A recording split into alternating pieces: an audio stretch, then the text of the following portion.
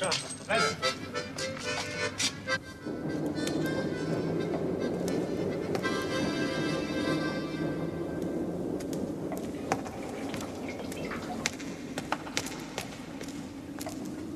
Norman.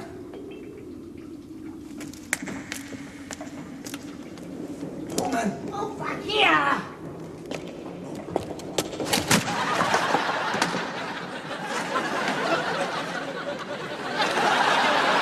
This had better be very important, Norman. I have just ruined an 800 guinea suit. That doesn't matter. We'll both soon be wearing government-issue suits with big arrows all over them. Norman, you're touching me. Calm down and tell me what the problem is. We've got to get rid of that plutonium oxide in Hull, because it is deadly radioactive poison. And you know what that means. Life imprisonment! Beg pardon? We are going to knock down the lock-up garage in Pilchard Street, Hull. Well, whose idea was it to put the stuff there? Yours! The whole deal was your idea. Storing nuclear waste was going to be a growth industry, you said.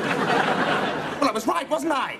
General Galtieri paid us £55,000 to get rid of that tanker full of radioactive sludge. He didn't pay us. He paid you. And then you lumbered me with finding somewhere to put it. Well, there you are, then. It's your fault. All right, it's my fault. Now, what are we going to do? We'll move it, of course. Where to? Well, I don't know. We'll find some other lock-up garage in some other rundown Labour-controlled inner city. There's plenty of them. But we are talking about the most powerful poison known to man. What if something went wrong? I wouldn't be able to live with myself. No.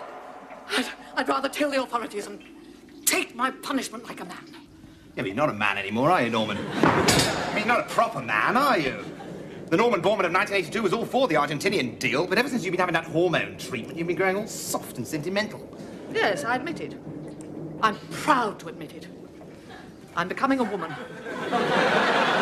I'm growing more sensitive. Yes, it's true. Now, what about the nuclear waste? Well, I'll think of something, Norman, don't worry.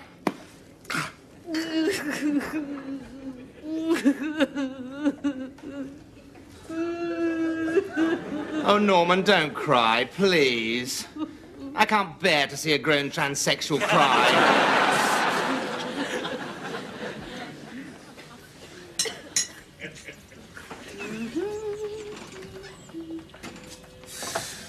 Alan!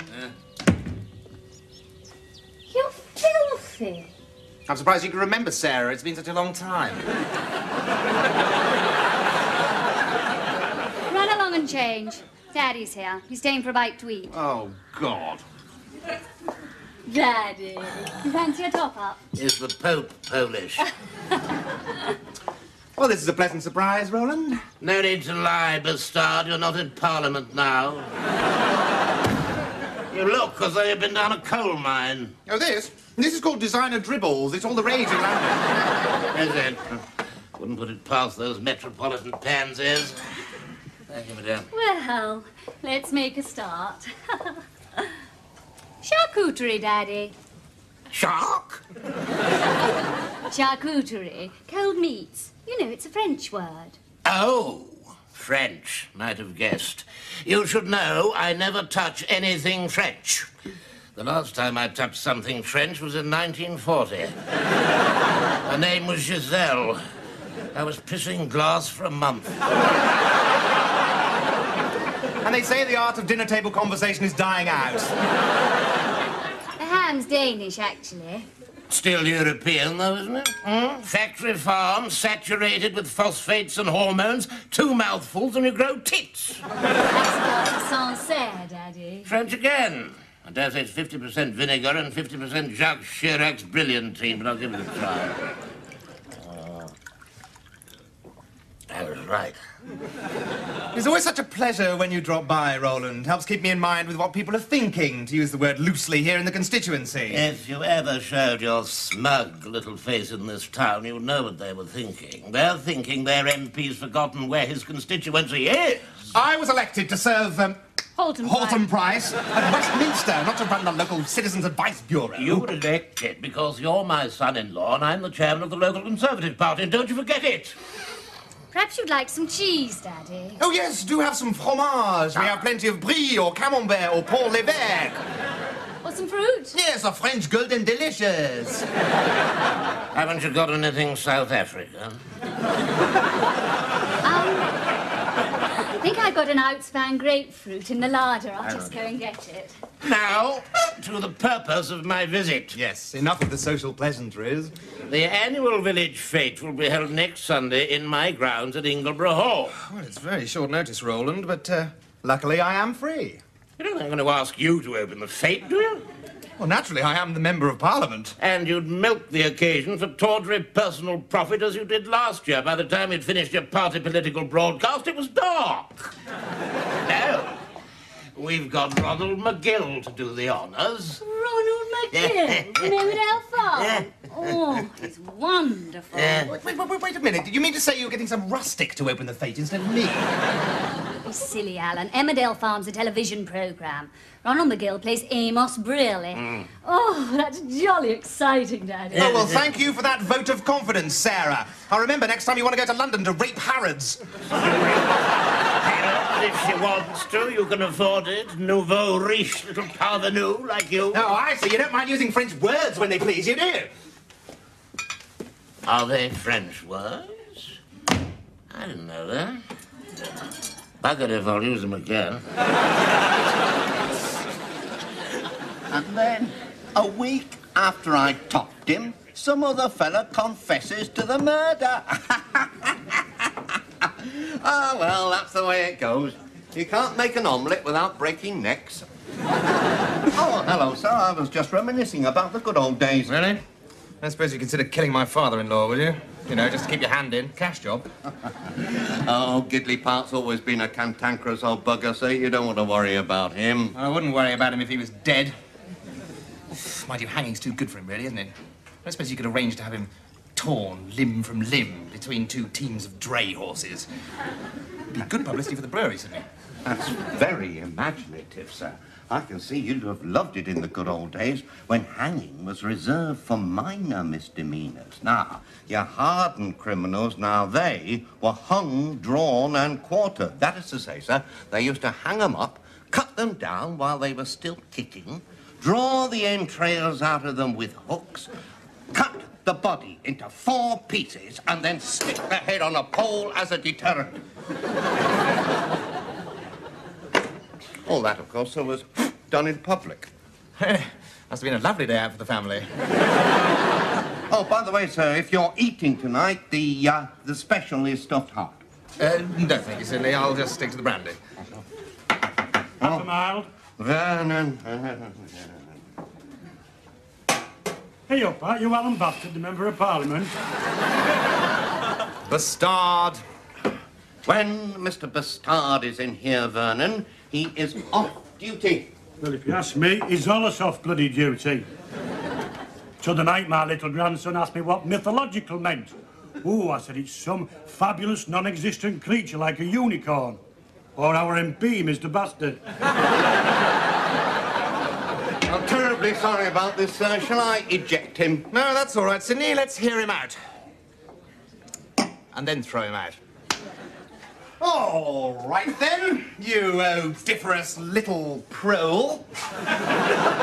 You've got 1 minute. Right. What have you ever done for this constituency?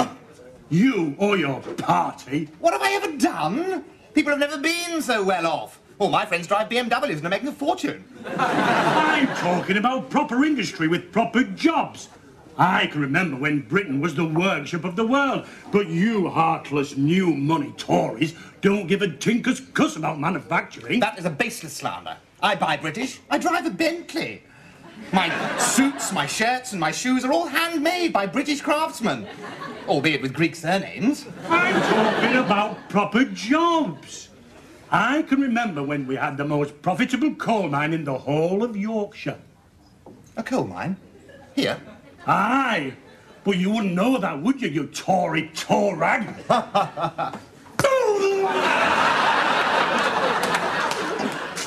Sidney! Why don't I know about this coal mine? Oh, well, it closed after the 1926 general strike, sir. Nobody knows to this day why it never reopened. Well, let me get this straight. You're saying that there's a large, unused hole very near here. Well, so they say, sir. Where is it? Oh, don't ask me, sir. It's a bit before my time.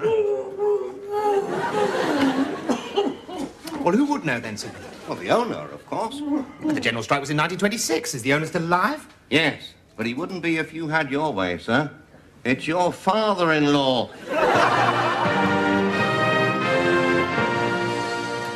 Are you sure there isn't a spare key to this contraption?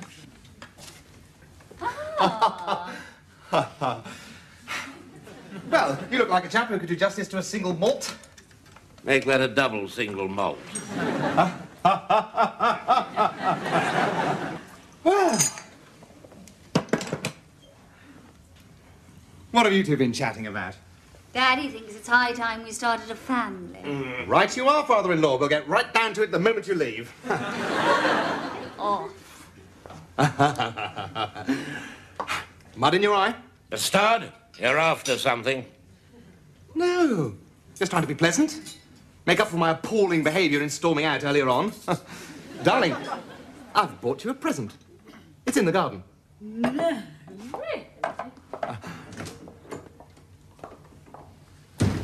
So, Roland. Daddy. Good scotch? Yeah, not bad. It's a 25-year-old Glenodal. They only make a couple of thousand cases every 6th year, so really at £63 a bottle, it's a snip. Well, I was right. You have to be a nouveau riche little parvenu to be able to afford the stuff, huh? You know, I've been mulling over your criticisms of my parliamentary profile, and you're right. I've been spending too much time at Westminster and not enough time at my constituency. You know, Bastard, perhaps you're not quite the unmitigated worm I've always thought. So, wearing my constituency hat, I'd like to ask you why Ingleborough Colliery never reopened after the general strike. Ingleborough Colliery? Yeah, don't you remember? You own it, apparently. Oh, the colliery? Oh, that was years ago. General strike. Go on. Well, I was only 21. Father had just died, and the workforce was riddled with communists. So, as the new young master, I had to take contingency plans to deal with the threat of revolution. Of course, of course. But that doesn't explain why the mine never reopened after the strike was crushed. Well, it was a long dispute, you see, and unfortunately mine workings deteriorate rapidly if they're not maintained.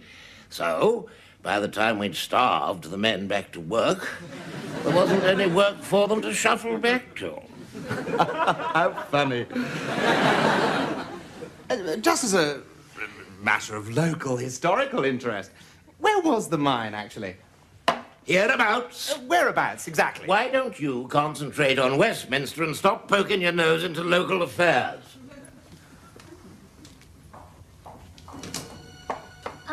I can't find my present. Oh, there wasn't one. It was a joke. Ha ha.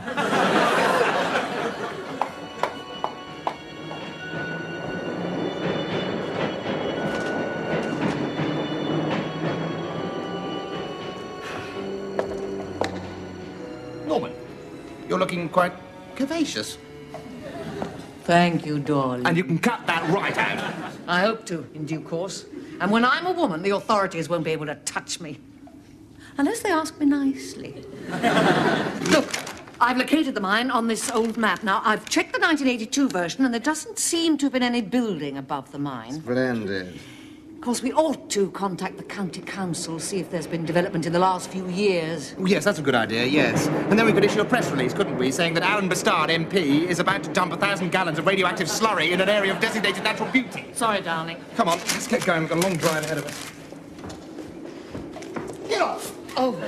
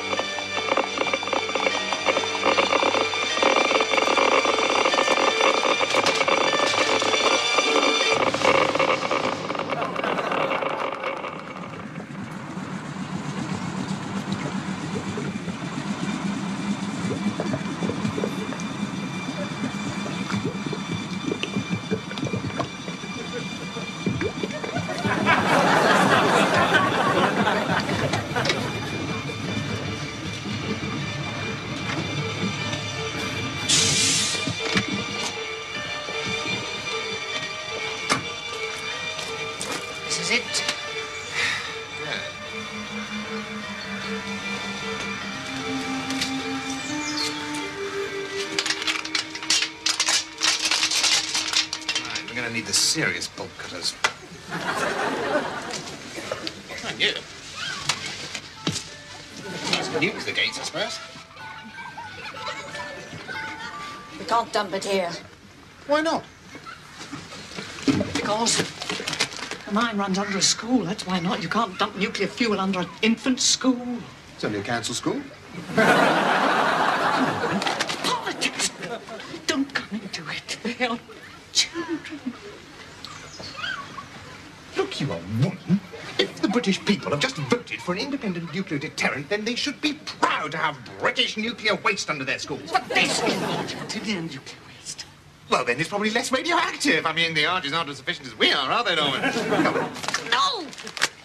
I'm sorry, Alan, but I draw the line. You are on your own.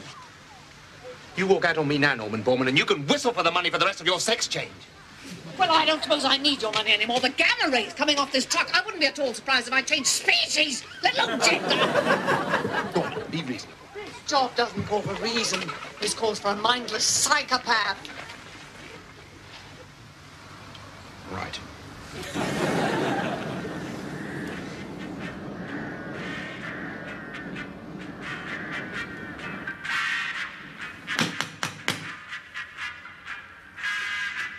I wouldn't mind if I wasn't paying the girl by the hour. Oh, hello, sir. Come in, come in. I'm afraid I can't sell you a drink, sir, or else I should get into hot water with the licensing magistrates. But then, of course, you know that being one of them. Oh, stop gibbering, Sydney. I know you spend every afternoon in the company of Gina, Busty, your Asian masseurs. It's nothing to be ashamed of. Isn't it? Well, no, of course not. The girl's self-employed. She's doing a bit for Britain instead of lying around in bed all day. But she does lie around in bed all day, sir. It's not her bed, is it? Oh. Now, Sydney, I am going to confide in you. Are you? Oh, thank you, sir. And really, what I'm going to tell you shouldn't be known by anyone who hasn't signed the Official Secrets Act. Oh, but I have signed it, sir. All us official executioners had to. Did you? Oh, good. Well, then I can tell you. The Prime Minister has decided that the next vote on capital punishment will not be a free vote. Oh, but that's wonderful, sir. That really is fantastic news. What does it mean, actually? Well, Sydney, it means that this time next year, the prison population is going to start to drop very sharply. You get my drift? You mean I'll get my old job back? Who do you think is going to be the Minister for Death? You, sir? Oh, congratulations. Thank you, Sydney. So stick by me, and it'll be money for old rope. Now then, coincidentally, Sydney, there's a little something that you could do for me.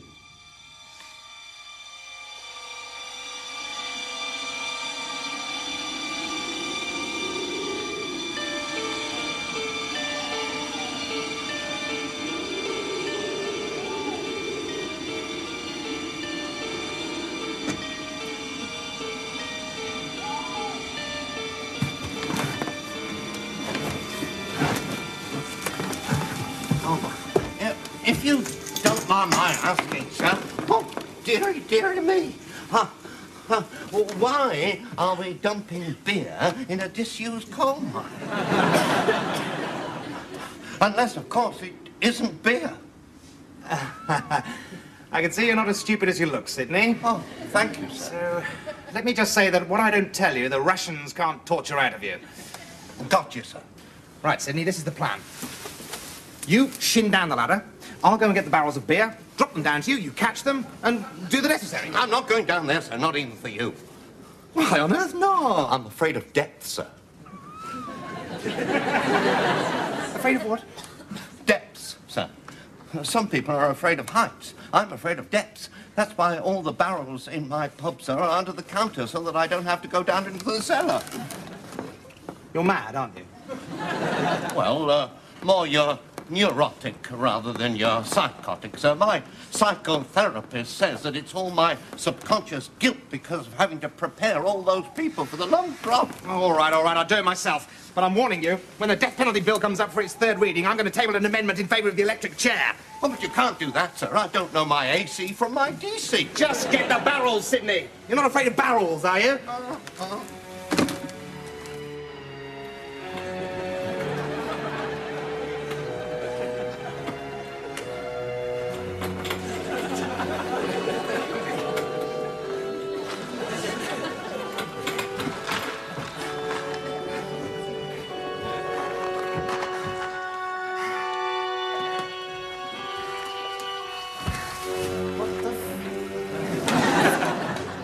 Danger.